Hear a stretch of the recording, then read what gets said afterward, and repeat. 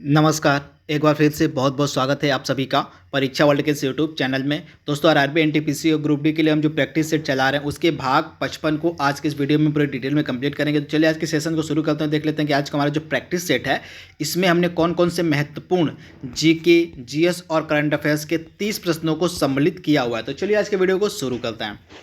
तो पहला महत्वपूर्ण प्रश्न आपके सामने है। प्रश्न क्या कह रहा है? मेरे पास खून, पसीना और आंसू के अतिरिक्त देने के लिए कुछ भी नहीं है। यह जो कथन है किसके द्वारा कहा गया है? तो यह फेमस कथन कहा गया है विंस्टन चर्चिल के द्वारा, यानी कि ऑप्शन सी इसका बिल्कुल सही है। विंस्टन चर्चिल के द्वारा यह कथन कहा गया है कि मेरे पास खून, पसीना और आंसू के अतिरिक्त जो है देने के लिए कुछ भी नहीं है। अगला प्रश्न है, फूट डालो और राज करो की नीति किसके द्वारा अपनाई गई थी? तो फूट डालो और राज करो की नीति अपनाई गई थी लॉर्ड कर्जन के द्वारा। तो राइट आंसर आपका हो जाएगा लॉर्ड कर्जन, यानी कि ऑप्शन सी इसका बिल्कुल सही है। लॉर्ड कर्जन के द्वारा ही 1905 में जो है बंगाल का विभाजन करवाया गया था। तो इसे भी आप ध्यान दीजिएगा। अगला इंपॉर्टेंट प्रश्न हमारा है, गदर पार्टी का मुख्यालय कहाँ पे स्थित है? काफ़ी इंपॉर्टेंट प्रश्न है।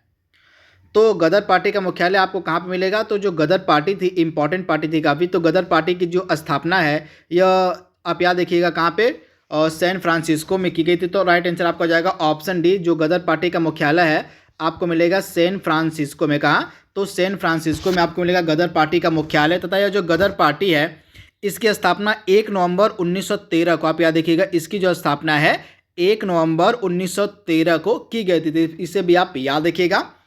1 नवंबर 1913 को जो है गदर पार्टी की स्थापना की गई थी सैन फ्रांसिस्को में। अगला प्रश्न हमारा है, और सुभाष चंद्र बोस ने कब कांग्रेस की अध्यक्षता से त्यागपत्र दिया था? काफ़ी इंपॉर्टेंट ये भी प्रश्न है। तो सुभाष चंद्र बोस ने जो है कब त्यागपत्र दिया था? तो 1939 का, आप याद रखिएगा 1939 का जो यहाँ पे अधिवेशन था कांग्रेस का, वहाँ पे जो है यह इसका अधिवेशन हुआ था आपका त्रिपुरी में। कहाँ पे? तो त्रिपुरी में हुआ था यह अधिवेशन। तो आप याद रखिएगा 1939 में जो है कांग्रेस का जो अधिवेशन हुआ था त्रिपुरी में, यहीं पे जो है सुभाष चंद्र बोस ने जो है कांग्रेस की अध्यक्षता से त्यागपत्र दे दिया था। तो राइट आंसर हो जाएगा कांग्रेस का जो अधिवेशन हुआ था त्रिपुरी में 1939 में, यहाँ पे। अगला इंपॉर्टेंट प्रश्न हमारा है, किन राष्ट्रीय नेता को लोक हितवादी कहा जाता है? तो वह कौन से नेशनल लीडर थे जिनको लोक हितवादी के नाम से जाना जाता है? तो गोपाल हरि देशमुख, यानी ऑप्शन ए इसका बिल्कुल सही है, गोपाल हरि देशमुख। अगला प्रश्न हमारा है, स्वतंत्रता संग्राम में गांधी जी ने किसान आंदोलन कहाँ से प्रारंभ किया था? काफ़ी इंपॉर्टेंट प्रश्न आपको बताना है कि जो किसान आंदोलन था पहली बार यह महात्मा गांधी के द्वारा कब प्रारंभ किया गया था? काफ़ी इंपॉर्टेंट प्रश्न है। तो किसान आंदोलन जो पहला महात्मा गांधी की तरह शुरू किया गया था, इस आंदोलन का नाम था चंपारण मूवमेंट। आप याद देखिएगा जो चंपारण आंदोलन था यह महात्मा गांधी का पहला किसान आंदोलन था। तो इसे भी आप याद रखिएगा। यह प्रश्न लगातार बार बार एग्जाम में पूछा गया है, तो इसे आपको याद रखना है कि जो चंपारण मूवमेंट था, जो चंपारण आंदोलन था 1917 में, यह महात्मा गांधी का पहला क्या था? तो किसान आंदोलन था। तो आप इसे याद रखिएगा। राइट आंसर आपको जाएगा 1917 चंपारण, बिहार के चंपारण में यह जो है नेतृत्व आंदोलन किया गया था। किसके द्वारा? तो महात्मा गांधी के द्वारा। अगला प्रश्न हमारा है, जल में अस्थाई कठोरता यानी कि परमानेंट हार्डनेस के लिए जो है उसका कारण क्या होता है जल में? तो जल में अस्थाई कठोरता का कारण होता है कैल्शियम क्लोराइड, यानी कि राइट आंसर आपको जाएगा ऑप्शन बी, कैल्शियम क्लोराइड। अगला प्रश्न हमारा है, कैलोरी की मापन इकाई क्या है? तो उष्मा यानी कि हीट जो है कैलोरी की मापन इकाई है। तो आप इसे याद रखिएगा। अगला प्रश्न हमारा है, सूर्य उदय होते समय व डूबते समय लाल क्यों दिखाई देता है?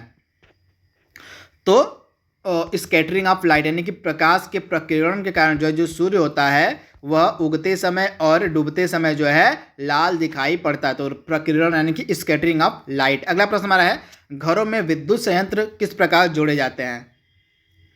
तो घरों के जो विद्युत संयंत्र होते हैं ये समांतर क्रम में जोड़े जाते हैं। तो राइट आंसर आपको जाएगा समांतर क्रम में, यानी कि ऑप्शन इसका बी बिल्कुल सही है, समांतर क्रम में। अगला प्रश्न हमारा है, लोहे में जंग का लगना यह किस प्रकार का एग्जाम्पल है? तो यह एक रासायनिक क्रिया है। तो राइट आंसर आपको जाएगा रासायनिक क्रिया, यानी कि लोहे में जंग का जो लगना है यह एक रासायनिक क्रिया का उदाहरण है। अगला प्रश्न हमारा है, विद्युत बल्ब का जो फिलामेंट होता है वह किसका बना होता है? तो विद्युत बल्ब का फिलामेंट टंगस्टन धातु का बना होता है। तो राइट आंसर हो जाएगा आपका ऑप्शन बी, टंगस्टन धातु। अगला प्रश्न हमारा है, नॉर्वे में अर्धरात्रि के समय सूर्य कब दिखाई देता है? तो नॉर्वे में जो है अर्धरात्रि के समय जो सूर्य है यह 21 जून को दिखाई देता है। तो राइट आंसर आपका हो जाएगा 21 जून। तो राइट आंसर है ऑप्शन बी। अगला प्रश्न हमारा है सौरमंडल की खोज किसके द्वारा की गई थी? तो कॉपरनिकस के द्वारा सौरमंडल की खोज की गई थी। जो कॉपरनिकस था इसने यह बताया था कि जो सूर्य है, जो सन है, वह केंद्र में है और बाकी जो पृथ्वी है, बाकी जो ग्रह हैं वे इसके चक्कर लगाते। इससे पहले एक सिद्धांत चला आ रहा था जिसको टॉलमी ने दिया था। टॉलमी ने यह बताया था कि जो पृथ्वी है यानी कि हमारी जो अर्थ है वह केंद्र में है और जो सन है उसका जो है चक्कर लगाता है, यानी कि पृथ्वी केंद्र में है और सन यानी कि सूर्य जो है पृथ्वी का चक्कर लगाता है। यह सिद्धांत दिया गया था टॉलमी के द्वारा। यह सिद्धांत काफ़ी लंबे समय तक चलता रहा था, परंतु बाद में जाके लगभग 100 वर्षों के बाद जो है इस सिद्धांत को पलट दिया गया। किसके द्वारा? तो कॉपरनिकस के द्वारा। कॉपरनिकस ने बताया कि पृथ्वी नहीं बल्कि जो सूर्य है वह केंद्र में है तथा पृथ्वी सूर्य का चक्कर लगाती है। तो इसे आप ध्यान दीजिएगा कि टॉलमी ने क्या कहा था और कॉपरनिकस ने क्या कहा था। टॉलमी ने कहा था कि जो पृथ्वी वह केंद्र में है और सन उसका चक्कर लगाता है, और कॉपरनिकस ने कहा था कि जो सूर्य है, जो सन है हमारा, वह जो है केंद्र में है और पृथ्वी उसका चक्कर लगाती थी। ये सिद्धांत आपको याद रखना है। अगला प्रश्न हमारा है सौरमंडल का जो जन्मदाता है किसे माना जाता है? तो जो है सूर्य यानी कि सन को जो है सौरमंडल का जन्मदाता माना जाता है। अगला प्रश्न हमारा है एक ग्रह की अपने कक्ष में सूर्य से अधिकतम दूरी को क्या कहा जाता है? तो सूर्य से अधिकतम दूरी को हम क्या कहते हैं? तो सूर्य से अधिकतम दूरी को कहा जाता है अपसौर, यानी कि ऑप्शन बी इसका बिल्कुल सही है। मान लीजिए कोई ग्रह है, वह सूर्य से जितने अधिकतम दूरी पर रहेगा उसको हम अपसौर कहते हैं। यह स्थिति कब पैदा होती है?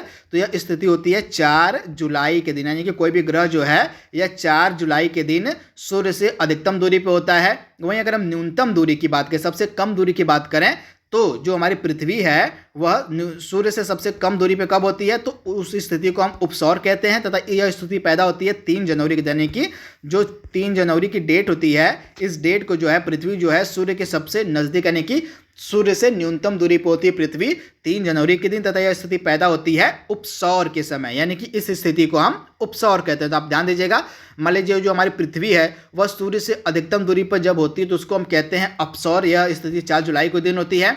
जो हमारी पृथ्वी है वह सूर्य से न्यूनतम दूरी पर कब होती है? तो 3 जनवरी के दिन होती है, तथा इस स्थिति को हम कहते हैं उपसौर। दोनों आपको याद रखना है, अपसौर उपसौर किसे कहते हैं। अगला इंपॉर्टेंट है अंतरिक्ष में कुल कितने तारामंडल यानी कि कॉन्स्टेलेशंस हैं?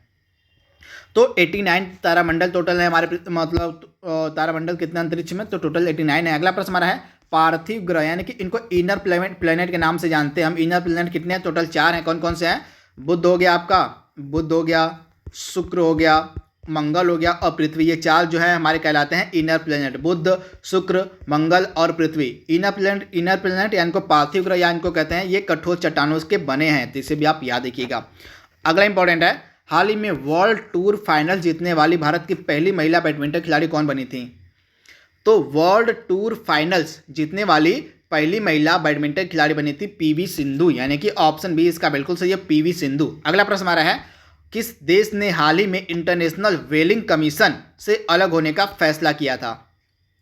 तो इंटरनेशनल व्हेलिंग कमीशन से अलग हो गया है जापान। जापान की राजधानी है टोक्यो तथा योशिहिदे टोक्यो यहाँ तथा यहाँ के नए प्रधानमंत्री बने हैं योशिहिदे सुगा। क्या नाम है इनका? योशिहिदे सुगा, जो यहाँ के नए प्रधानमंत्री बने हैं तथा यहाँ की राजधानी है जापान। अगला प्रश्न हमारा है हाल ही में जर्मन वॉच ने जलवायु जोखिम सूचकांक 2019 जारी किया है। तो इसमें आपको बताना है कि 2019 का जो जलवायु जोखिम सिद्धांत था इसमें इंडिया की रैंकिंग क्या थी?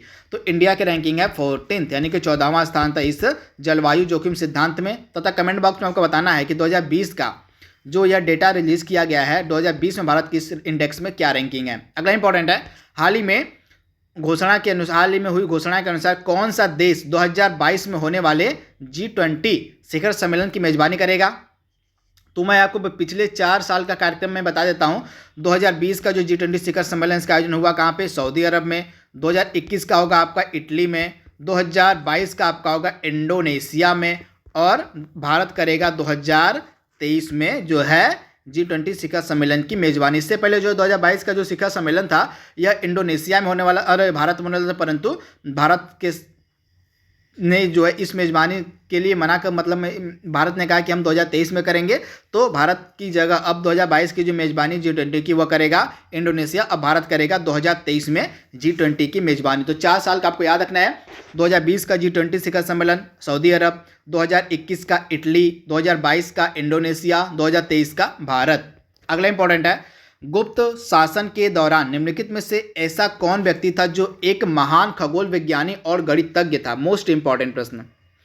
तो गुप्त काल के दौरान जो है वह कौन था जो एक महान वैज्ञानिक और क्या था, तो महान वैज्ञानिक और गणितज्ञ था। तो इनका नाम था, खगोल वैज्ञानिक थे, क्या नाम था इनका, आर्यभट्ट। राइट आंसर आपको आ जाएगा ऑप्शन जो है इसका सी है बिल्कुल से, जो आर्यभट्ट थे। यह गुप्त काल के दौरान जो है यह एक क्या थे, तो यह एक महान वैज्ञानिक, महान खगोल वैज्ञानी और गणितज्ञ थे। तो इसे आपको याद रखना है। अगला इंपॉर्टेंट है, गुप्त राजा जिसने विक्रमादित्य की पदवी धारण की थी उसका नाम क्या था। तो गुप्त शासक कौन था जिसके द्वारा विक्रमादित्य की पदवी धारण की गई थी, तो इसका नाम था चंद्रगुप्त द्वितीय। तो राइट आंसर आपका जाएगा ऑप्शन इसका सी, यानी कि जो चंद्रगुप्त द्वितीय था इसने विक्रमादित्य की पदवी धारण की थी। अगला इंपॉर्टेंट है, इसके साथ ही जो समुद्रगुप्त था, गुप्त शासक जो था समुद्रगुप्त, आपको याद रखना है, जो समुद्रगुप्त था इसको क्या कहा जाता है, तो समुद्रगुप्त को कहा जाता है भारत का नेपोलियन। तो इसे भी आप याद रखिएगा। अगला इंपॉर्टेंट है, गुप्त संवत निम्नलिखित में से किसके द्वारा स्थापित किया गया था। तो जो गुप्त संवत था इसकी शुरुआत किसके द्वारा की गई थी, तो चंद्रगुप्त प्रथम के द्वारा जो है गुप्त संवत की शुरुआत की गई थी। तो राइट आंसर आपका जाएगा ऑप्शन ए, यानी कि चंद्रगुप्त प्रथम। अगला इंपॉर्टेंट है, गुप्त काल में किस धातु के सर्वाधिक सिक्के जारी किए गए। तो गुप्त काल में जो है सोने यानी कि स्वर्ण के जो मुद्राएं थी, स्वर्ण के जो सिक्के थे वो सर्वाधिक मात्रा में जारी किए गए थे, तथा गुप्त काल में जो स्वर्ण के सिक्के जारी किए गए थे उनको हम क्या कहते हैं, तो उनको दिनार के नाम से जाना जाता था। इसे आप याद रखिएगा, गुप्त काल के दौरान जो है जितने भी सोने के सिक्के जारी किए गए थे उन सोने के सिक्कों को कहा जाता था दिनार। तो इसे भी आप याद रखिएगा। अगला इंपॉर्टेंट है, निम्नलिखित में से गुप्त वंश का वह कौन सा राजा था जिसने हूणों को भारत पर आक्रमण करने से रोका था। तो इसका राइट आंसर हो जाएगा स्कंदगुप्त जो था इसने हूणों को भारत पर आक्रमण करने से रोका था। तो राइट आंसर हो जाएगा ऑप्शन ए। अगला प्रश्न हमारा है, निम्नलिखित में से किनके सिक्के संगीत के प्रति उनके प्रेम को दर्शाते हैं। तो गुप्त इसका राइट आंसर हो जाएगा ऑप्शन सी, गुप्तों के। अगला इंपॉर्टेंट प्रश्न हमारा है, बाणभट्ट निम्नलिखित में से किस साम्राज्य मतलब किस सम्राट के राज दरबारी कवि थे। यानी कि आपको बताना है कि जो बाणभट्ट था यह किसका दरबारी कवि था। तो बाणभट्ट आपको मिलेगा दरबारी कवि हर्षवर्धन का। तो राइट आंसर आपको जाएगा हर्षवर्धन। राइट आंसर आपको जाएगा हर्षवर्धन। तथा जो बाणभट्ट था इसके द्वारा जो रचना की गई थी हर्षचरित्र की, आप याद देखिएगा हर्षचरित्र की जो रचना है यह किसके द्वारा की गई थी, तो यह की गई थी बाणभट्ट के द्वारा। इसके बाद अगला इंपॉर्टेंट प्रश्न हमारा जो कि लास्ट प्रश्न है, हर्षवर्धन जो अपनी धार्मिक सभा कहाँ पे करता था।